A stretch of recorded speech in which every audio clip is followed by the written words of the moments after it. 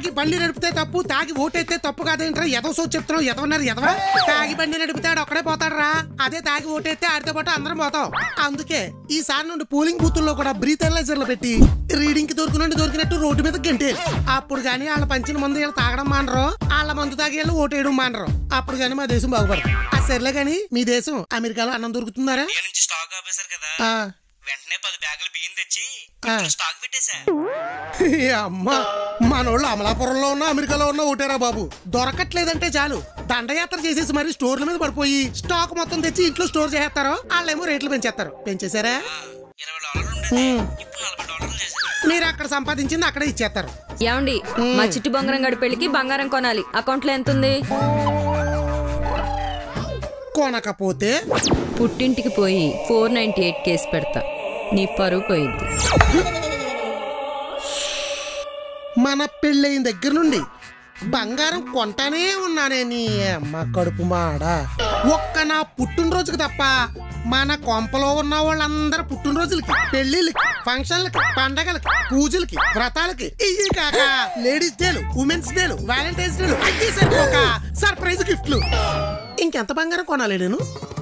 ఏదవ సర్ఫ డబ్బా మొహం నువ్వును. ఇలాగే వదిలేస్తే ఎవడైనా పోయినప్పుడు కూడా 7 వారాల నగలో వేసుకెళ్ళి శవాల పక్కన కూర్చుని ఎడుతారే మీరు. మీ పిండాలని కాకులు కాకుండా పిల్లులు ఎత్తుకుపోయి వాటి పిల్లలకు కూడా పెట్టకుండా ఏ మురికాలంలోనే పాడేస్తాయే. మొగుంటే ఇలా కాల్చుకు తింటే మాడిపోయిన చిలకడ దుంప మొహము నువ్వును. కాసులు కొనాలంటే మా కాళ్ళు చేతులు వాసిపోతాయని అడిగే ముందు ఎప్పుడైనా ఆలోచించారంటే మీ ఆశలకి అంటువ్యాధులు రాను? కొనకపోతే మళ్ళీ అలకోటి, అది తీర్చడానికి మళ్ళీ ఇంకోటి ఏదోటి కొనాలి. మీ కోరికలకి కుష్టు వ్యాధులు రాను. మొగుళ్ళందరూ KGF లో రాఖీ బాయిలు అనుకుంటున్నారంటే అడిగినప్పుడు అలా సుత్తటికెళ్ళి తవ్వుకుని తెచ్చేయడానికి. ఎందుకు? ఎంత తవ్వినా లాస్ట్ కి సముద్రంలో పడేయటానిక? ఓ పని చేయండి, వరదలు వస్తున్నాయి కదా, తలవలా పట్టుకెళ్ళి బ్రిడ్జిల మీద వెయిట్ చేయండి. కొట్టుకొచ్చిన బంగారాన్ని అంతా పట్టుకొచ్చి తిరిగాని. ఏదవ కుళ్ళు పోయి కొట్టుకొచ్చిన కుక్క కళేబరం వాటం నువ్వు. ఇంకొకసారి ఇంకొకరు కొంపలో ఫంక్షన్ కి నువ్వు గానీ నన్ను బంగారం కొనమన్నావంటే నేను తిట్టే తిట్లకి నువ్వు తాలిబొట్టు తెంపేసుకుని జుట్టు పీకేసుకుని పిచ్చెక్కి అందరి కొంపల ముందు పచ్చడి మెతుకుల కోసం తిరగాల్సి వస్తుంది. అర్థమవుతుందా? నీ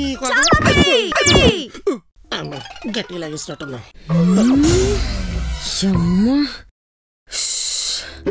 ఈడు తిట్టిన తిట్లకి ఏదో ఒకటి తిని చచ్చిపోవాలనిపిస్తుంది. బొద్దింకలకి, బల్లులకి, ఎలకలకి మందు పెడతామమ్మా. మాట వరుస కన్నాన్రా, నిజంగానే చంపేస్తావా?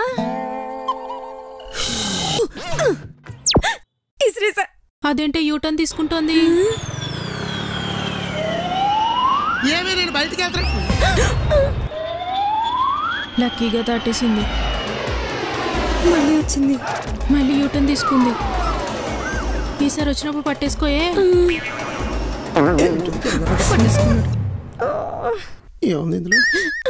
మిస్టర్ హర శ్రీనివాస్, ఆ రాకెట్ నాది, మర్యాదగా బయటికి ఇసిరే, లేదంటే బాల్కనీలో వచ్చి నిన్ను ఇసిరేస్తా. రాకెట్ లేయడానికి నువ్వేమన్నా 16 ఏళ్ల రాజకుమార్ అనుకుంటున్నావా? 30 ఏళ్ల రాజమాతవే. ఆయన పక్క నుండి నువ్వు గుర్తు చేయాలి కదా కట్టప్ప. చెప్పాను బిజ్జల దేవా, నేనా రాజమాత కదా, మాట వినలేదు. ఇంతకీ రాకెట్ ఎవరి మీదకి వేసావే? ఎవరి మీదకి వేసావో నేను చెప్తానుండు. ఏదో రాసింది, చచ్చింది. ఏంటే తిట్లు రాసుకుంటున్నావు? ఇందాక తిట్ని సరిపోక నువ్వే రాసుకుని నువ్వే తిట్టుకుంటున్నావా? ఎందుకు అడిగితే ఇందాక అరగంట ఆగి 1 డజన్ తిట్లు తిట్టేళ్ళివ్వండి కదా. ఉండి ఇప్పుడు తిడతాను. ఆ తిట్లు కష్టపడి రాసా, చదివామంటే కాపీరైట్ కొడతా. ఆపేవంటే కూజ ఇచ్చుకోండి. శ్మశానాల్లో పుర్రెలెత్తుకెళ్ళిపోయే కర్రె మొహం నీదేనా? సేమ్ అలాగే ఉన్నావు, మెడ మీద పుర్రె తప్ప మొహం లేదు. పెంట కుప్పల మీద కుళ్ళిపోయిన టమాటాలు ఏరుకుని కూరండుకు తినే. మనం పెంట కుప్పలని రాయలేదు కదా. ఇంప్రూవైజ్ చేసాడు, కానీ నీకన్నా అదే బాగుంది.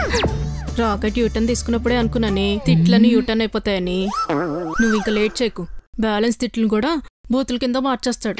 అప్పుడు నువ్వు డైరెక్ట్ గా బాల్కనీలో దూకేచ్చు. ఇంకా చూస్తావేంటి? పద. డ్రైనేజీలో కూల్ డ్రింక్ మూతలు ఏరుకు తిట్టేదో బాగుంది మీకు మీకు బాగుంటది, నాకే బాల్కనీ గుర్తొస్తుంది. సరిపెట్టండి ఇంకా.